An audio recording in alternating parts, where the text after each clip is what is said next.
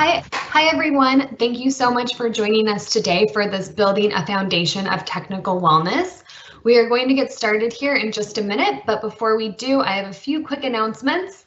I want to make sure you all know that the live event Q&A is open. You should see an icon that looks like two text boxes with a question mark. That is going to be the live event Q&A. Please feel free to fill in or to ask Cheryl any questions, and we'll be reading those as we go and at the end. We do have a hard stop today, and so this event is going to be about 45 minutes long. I'll also be sharing some links in the live event Q&A. There'll be links to our Reactor Meetup page where you can find more upcoming sessions that we have.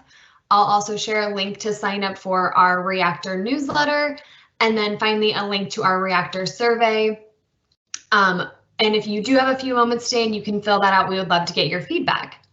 This session, along with other Reactor sessions, are also up on our YouTube page, and we'll be sharing a link to that as well. So please feel free to ask questions, and Cheryl, I'll pass it on to you. Thank you so much, and thank you for joining me today on Building a Foundation of Technical Wellness. My name is Cheryl Adams, and I'm currently a content developer for SQL. My background, I'm an author, and I'm also a data architect in the past with Azure, AWS, and Google. I'm a conference and podcast speaker for wellness, data, and AI. So let's begin. What is technical wellness? When you think about that, it really sounds like two different categories. If you happen to have read the abstract for this discussion, I used the illustration of a house. So I want you to keep that in mind as we walk through this discussion regarding wellness. You don't have to be a carpenter or a builder, but I'm sure you can relate to the illustration. A house is only as strong as its foundation. That foundation is your wellness. So no matter what the structure of the house is, strong, tall, whatever materials that are built with, if the foundation isn't strengthened, if it isn't taken care of, it could weaken, and everything that rests on that foundation could crumble. Let's take a look at this illustration and consider that house as your wellness. Part of staying well is managing change. How often have you made a plan and realized that a change has interrupted it? We gain experience through relationships, but also through our careers. That could be impacted by change as well. Are you employed? Have you been displaced? Are you looking for that next opportunity? These are all plans that can be impacted by either change or experience. Time. Time is something that we wish we could hold on to, but we cannot. How you manage your time is very impactful to your wellness.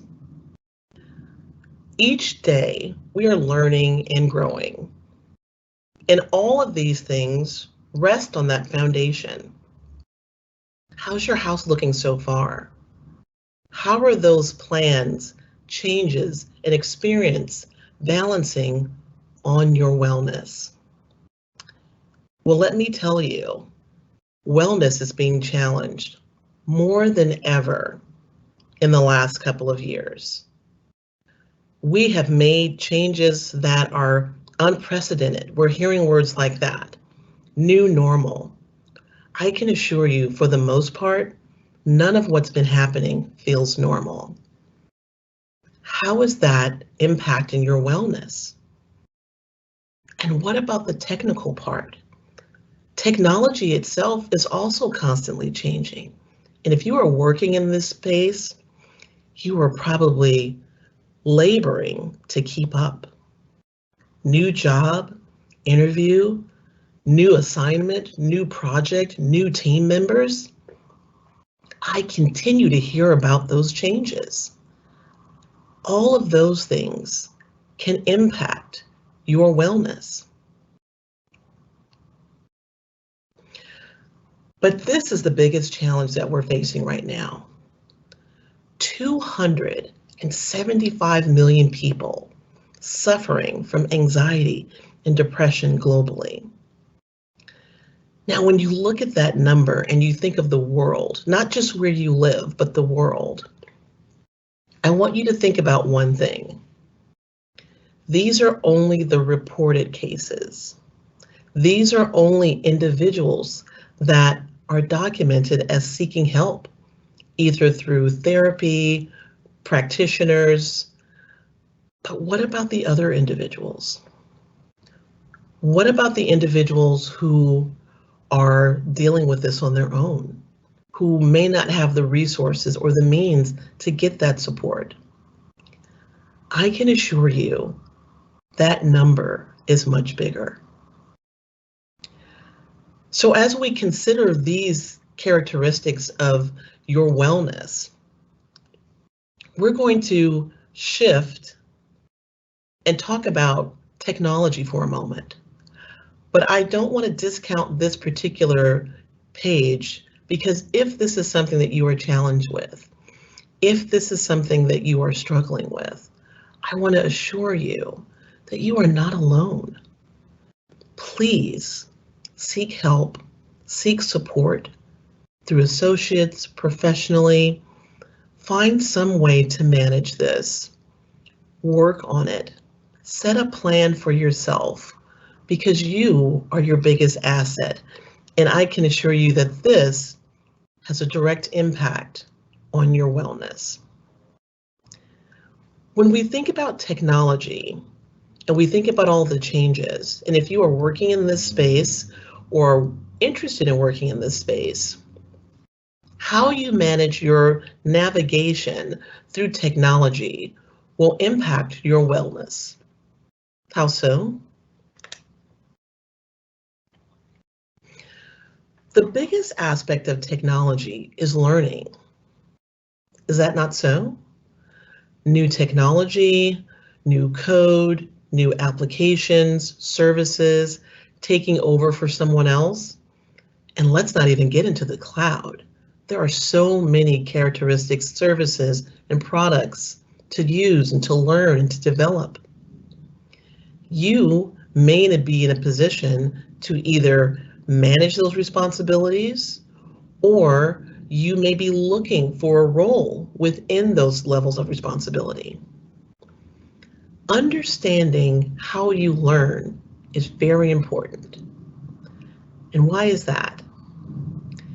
If you know the best way for you to learn something, it will help you be more successful in either your search, your development, or you advancing in your career. Learning how you learn. That sounds like kind of an interesting statement, but it's very powerful. This is the key to unlocking your true potential, seeking ways and jobs that allow you to explore that. And in the event that that job doesn't afford the way for you to learn, create a way that allows you to do so. Sounds like a big task? It really isn't. In fact, if you think back for a moment about how you learned growing up, what you did to pick up something new, how quickly you picked up something new, that is how you learn. Don't discount those moments where you didn't read the directions, but you figured it out, or you read the directions and you spent less time figuring it out, which is often the case for me. Those are examples of learning how you learn. But let's take a look at some of the key areas of this attribute. I did a little bit of research and I looked up some of the top levels of how people learn in technology. We just discussed one, visual. Have you looked at something and you could see exactly what was wrong with it? Has someone showed you something, maybe a piece of code or an application error, that infamous pop-up window when something goes wrong, and you can look at that and say, you know, I know exactly what that is. Or maybe someone has showed you something and you needed to travel from one place to another with only that information that they showed you, and you were able to remember what they showed you and resolve the issue, or maybe get directions. I find like that's the best illustration. Have you seen a place once, maybe in your neighborhood, or even when you were traveling at some point, and no one had to give you directions? They may have said, look for this or look for that. And when you see that, you'll be there. Or maybe you traveled to a place some time ago, maybe in your childhood, or maybe at some other occasion, and you were able to remember where that place was with no directions. You're a visual learner. Leverage that. Think about, how can I use my strongest ability to learn in my job? As I'm looking for jobs, is there something that requires me to audit or scan or review? Those are all visual. How about auditory or listening? Have you gone to a meeting and not taken any notes, but could recall the key points from that discussion? Have you received information by phone or maybe listened to a voicemail and you could move forward without going back and listening to it again? One of the true tests that I find of an auditory listener is voicemail. Someone leaves you a voicemail phone number. How often do you go back and play that voicemail again? Or did you get the number the first time and you can now go and call that person back? You may be an auditory learner. Hearing things and then being able to execute on those things is quite a skill. In fact, personally, in relationships, people appreciate a good listener, someone that can remember what they said without them going back and forth to repeat it. If you have that skill, treasure it, because it's definitely multifaceted. What about logical? Are you a programmer or a coder? Can you determine what an application or a piece of code needs and logically put together a very complex piece of code or formula to get the results? Are you a lover of numbers and math? That could get a mixed result. But if you are, if you could look at a set of figures or numbers and start to see the pattern, start to understand what those characteristics mean, and put together something that is useful, you may be a logical learner. Sometimes data architects or DBAs or data analysts or even data scientists are considered logical learners because of the complexity of data models and machine learning. It requires that level or that ability to be logical, to see things as they are. Now, the other two are quite interesting, and I feel like all of us kind of bounce between these two areas, but let's take a look and discuss. Solitary. Do you like working by yourself? Do people give you information and you could basically sit in your own little quiet bubble and work without any interaction at all? Do you thrive in the solitude of just working alone, quiet, no one interrupting you by a phone, a chat, because you just want to continue to work? Do you cringe every time your calendar lights up because there's a meeting or there's an appointment that you have to go out to or be in front of a camera for? You may be more of a solitary learner. And some of us who aren't solitary are solitary now, isn't that so? With our current situation, a lot of individuals are working from home. We have been placed in that solitary learning position where we have to reach out if we need to connect with someone. Otherwise, we're basically working by ourselves. Are you thriving in that area, or are you finding it a bit of a struggle? If it's a bit of a struggle, I would say that maybe you're more of a social learner. You thrive in group meetings and teams. You're excited to engage in projects that involve multiple people. You love the interchange and the banter that goes back and forth between multiple individuals discussing an idea. Does that sound like you? Then maybe you're a social learner. I know that being social right now is a challenge. We do have things like sessions such as this. Individuals are doing Zoom. There are definitely other areas and other ways to communicate. So if you are a social learner and you're feeling somewhat challenged, start looking for ways to create opportunities for that group feel, even though it might be virtual. So let's talk about some of the other things that I want to talk about with you as far as working in a technical space. Now, it goes without saying as you look at this particular slide, there are some things that should be obvious, but are often challenging for us, maybe particularly more so now. Eating well. We could talk for hours about ways to eat, how you should eat, what you should eat. But I'm going to leave that conversation to you and those that are closest to you. The main thing is we should be eating things that help fuel us for the day. And if you need to make adjustments, by all means do so. Sleep. I can tell you, working in the technology field, sleep is a challenge. Have you ever been stuck on something, a problem, piece of code, an application that just isn't working right? I can tell you on more than one occasion I've been there.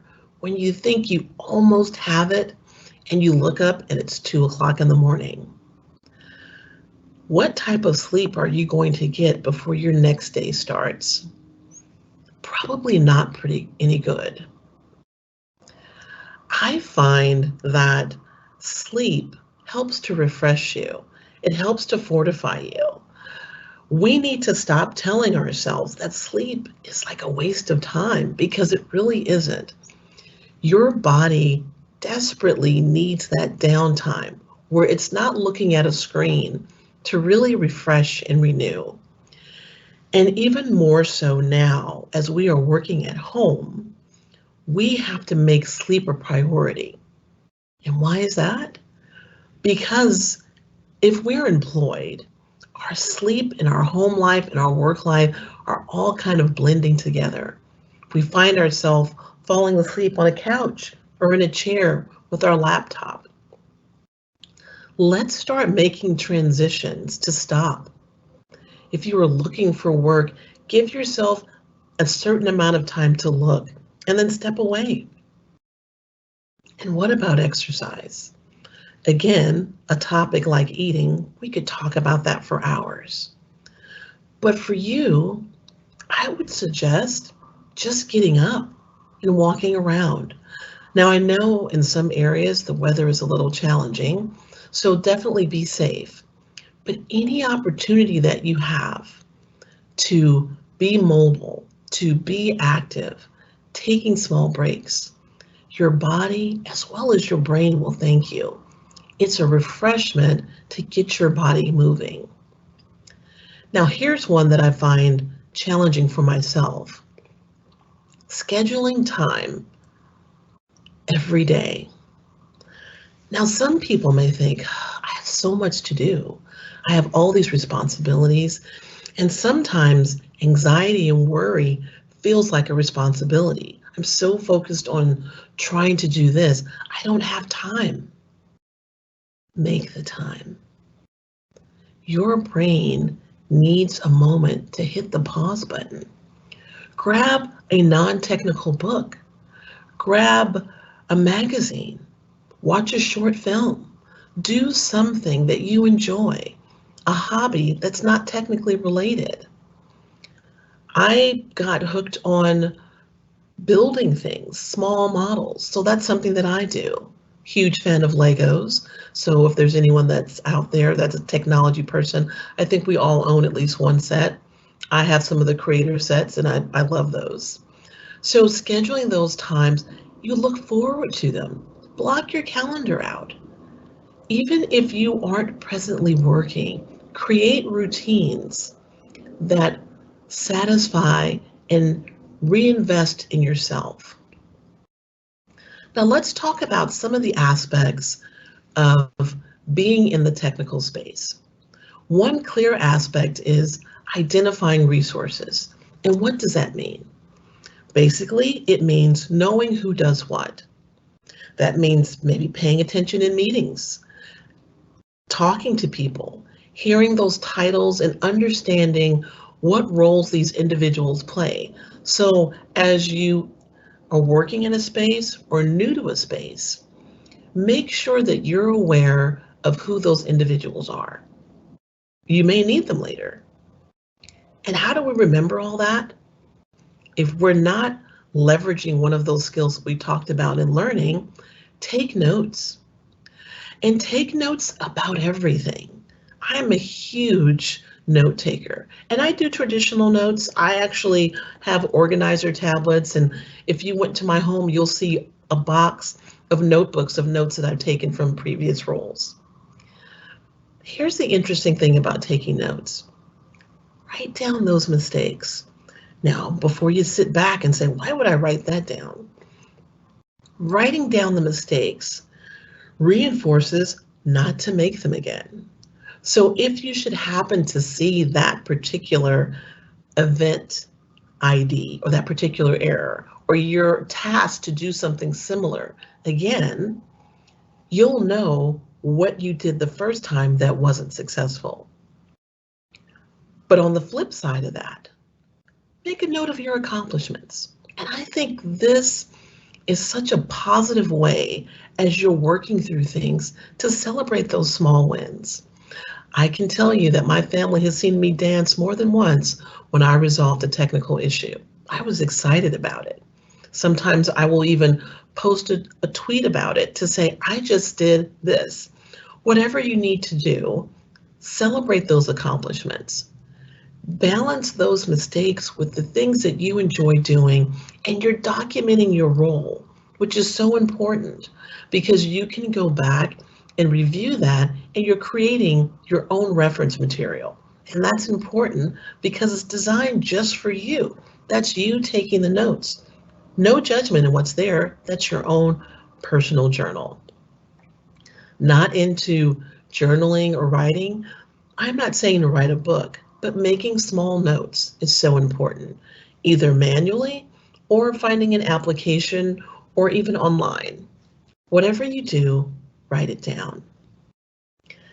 Asking questions in a new role or an existing role is so important. And why is that? Oftentimes in technology, we're under the impression that we need to know everything. We get a new role, we get a new job, a new level of responsibility. I'm supposed to know this already. That is just not the case. Technology is not something that's exclusive, that you would know everything about it at any given time. And why is that? Because technology is always changing. It's something that you need to keep up with. It's something that you need to update. Those are words that you'll hear often in this space. So asking questions is absolutely a part of technical wellness. Now, here's the caveat for that. In asking questions, we want to make sure that we're asking questions that are meaningful. We want to make sure that we've done our due diligence, especially if we've been tasked to do something. Now, I don't know if you've been on the receiving end or maybe you were on the giving end, but oftentimes our anxiety gets a hold of us and we're telling ourselves the story. I don't know how to do this. So we're asking questions about everything. We're not even going to attempt to step into the space to try it because we've already told ourselves it's not going to work. You don't know this. I would ask you to pause. I would ask you to be curious, to look at that task, to look at those notes that you've been taking, hopefully, as someone explains something to you. Make an attempt. What is the harm in making the attempt? Take a stab at it, so to speak, and see what the results are. Because as you do that, you are learning. If you remember our other illustration, our first illustration, learning and growing, even if there are mistakes. As you go through that process and you are stepping through it, you are building experience. And if you should get stuck, that leads to our next one. Time box tasks. There's this term called going down a rabbit hole. And that actually means that if you think about a rabbit hole, or if you've ever been outside and you walked and you stepped up and you saw a hole, maybe there was a pole or a stick in it, and you look down, you can't really see very clearly, correct? Maybe there's some rocks in there, it's dark, you can't really tell how far it is. Now put yourself in that hole. Sometimes when we're working and we get stuck, we just keep digging in the dark. And we realize that we haven't really gone anywhere, or we're going the complete wrong direction that we didn't want to go. Time boxing tasks means on new tasks, on challenging tasks, on things I haven't done before, I'm going to dedicate X amount of time to getting this done. I caution you to ask other people how long it takes because that could be a trigger for some anxiety. I want you to give yourself a time. So it's an hour. Is it 2 hours? When that time is up, you've made your notes, you've gathered what you needed to gather, and you're stuck. That's a great opportunity to start asking questions, because now when you go to ask that senior person, when you go to ask the person whose role you've taken over or project that you've been added to, your questions are meaningful now. So when they ask you, did you do X and Y, you can say, yes, I did these 2 things, but I'm now stuck here. But this is what my environment looks like. This is what I understand this to be. So I attempted to do this. This is my result. Do you have screenshots? Do you have an error message? Can you look those up? Because senior individuals that you may work with coming in as a junior or maybe a senior in a new role appreciate individuals who have made the effort and who ask meaningful questions. And what about support? I am a strong believer, more so now than ever. Support is extremely important. And why is that? And how do you do that now? We don't have conferences. We're not walking through buildings. I can't go to an event and meet people at a booth to discuss opportunities. You'd be surprised how many opportunities are available online. There are Slack groups for various technologies and applications, and just expressing interest will get you an invitation to that Slack. There are various meetups like this one. There are company-led functions and virtual conferences that have breakout sessions and rooms. If you have an area of interest, whether you're employed or otherwise, start looking at those key companies and looking at areas that you can participate in. Do you have a skill that you want to continue to refine or keep up? Volunteer. There are a lot of opportunities to volunteer to update documentation, participate in code reviews. There are nonprofit resources that are available. In all of those avenues, network, talk about your interests, Tell them what you're interested in.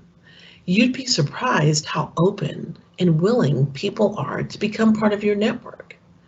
Making those type of connections through virtual events, through Slack channels, through breakouts that other individuals and companies are doing is a great way to network. Are you interested in a particular company or group? Find out what type of online events they are doing and show up, virtually speaking.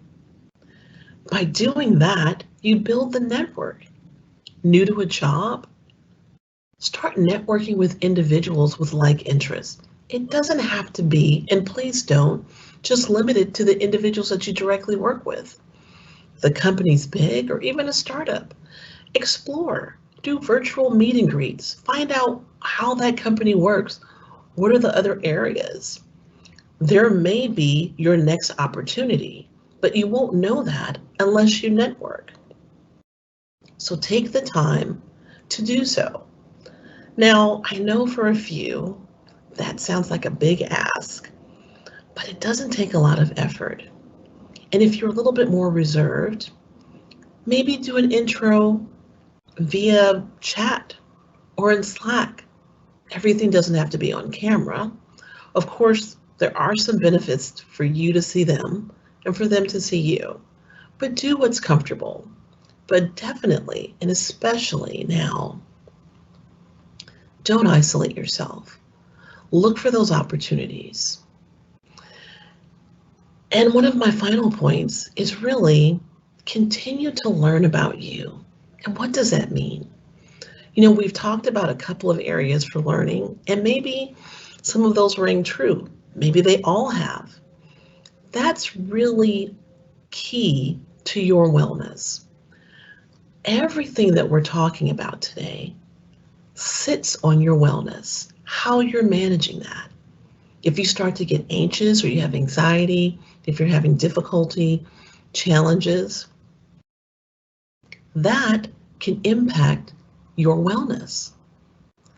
Learning about you means knowing when you're tired, knowing when you maybe didn't manage something quite properly and now you're running behind. You lived through that moment, but now you know, I need to give myself more time for this. Or have you struggled with something? I need to ask for help sooner. Those are those moments without judgment that you continue to learn about yourself. That is your biggest asset, is you. If you are doing well, if you are feeling well, you will be able to manage your job more professionally, more balanced. It's more healthful and helpful for you if your wellness is intact. When I said do these things well, I hope you picked up on the word well, because that's really what this is about. Being well and taking care of yourself.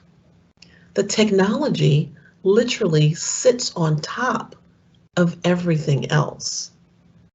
So as you balance that wellness and you fortify your foundation, you will be able to execute everything better. Have you ever got a good night's sleep? I hope most of you say yes. You are invigorated to conquer that day, to hit that challenge. In fact, I've been told on more than one occasion, when you sleep well, all of a sudden things look clearer. You're not as frustrated. You can dig in and start accomplishing all of those tasks that you need. So don't underestimate that. It's super important. And one of the interesting things, or one of the statements that I like to share with people is here. It's about experience, and I'm going to read it. It's a quote that I share often.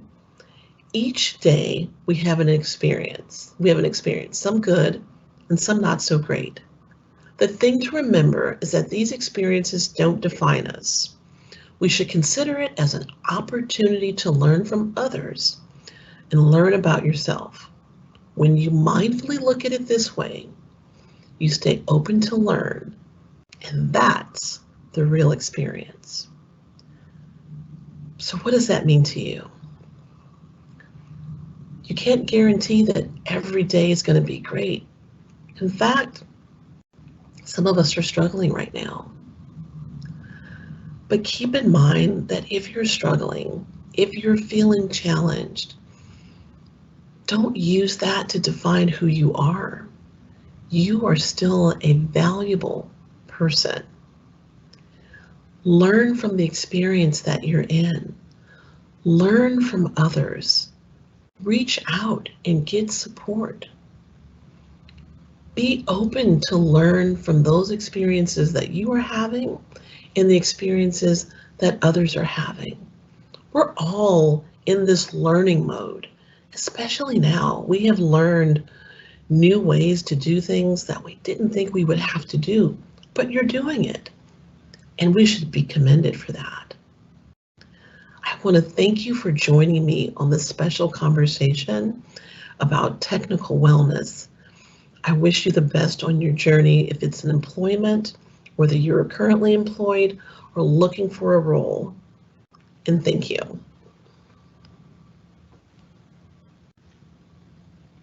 Thank you so much, Cheryl. That was amazing. We don't have any questions at this time. We can hang on for maybe like 30 more seconds, a minute or so, and see if any questions come in. Okay.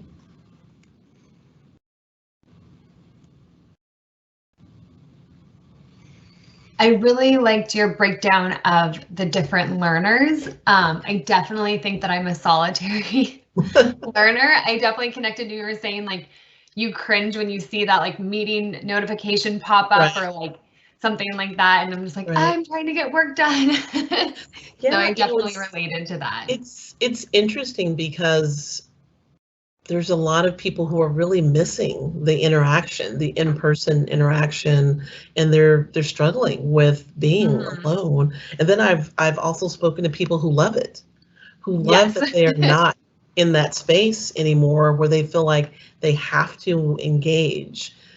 So I think we have kind of a mixed bag, and I think we need to recognize that we're different and then seek out those opportunities to either, you know, even in our solitary space, still taking care of ourselves. But if we're not someone who thrives in that, how do we get energized? Because we don't have the, what, as someone used to call them, the drive-by conversations where people would walk by and come and talk to you and small chit chats. And I've seen people get creative. There's virtual water coolers and the hallway. And I have seen individuals create spaces for people to just pop in and say hello. And so I definitely encourage people to find those. And like I said, there's so many thousands of meetups and Slack channels everywhere. So there's definitely many opportunities if that energizes you to find it.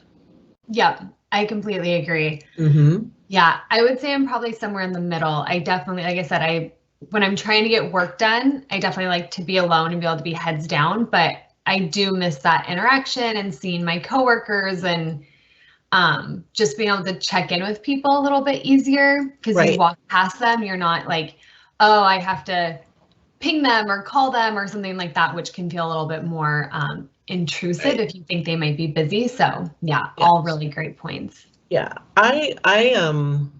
you know, so I like lunchtime. I like to have that time, but I realize that I have to actually block it off, especially working with individuals in different time zones. And there's also individuals that work through lunch.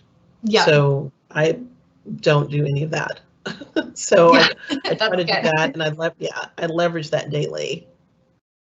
That's awesome. Well, thank you so much. I think we are good to go. And I did share in the chat, we are, Cheryl is going to represent this presentation session again this evening at 4 p.m. Pacific time so that we can cover a bunch of different time zones. So if you'd like to join us again, that'd be great. Or if you want to send this to someone you know who might be interested in seeing it, I did put the link to that in the event Q&A as well. Great. All right. Thanks so much. All right. Thank you. Bye. Thanks, everyone.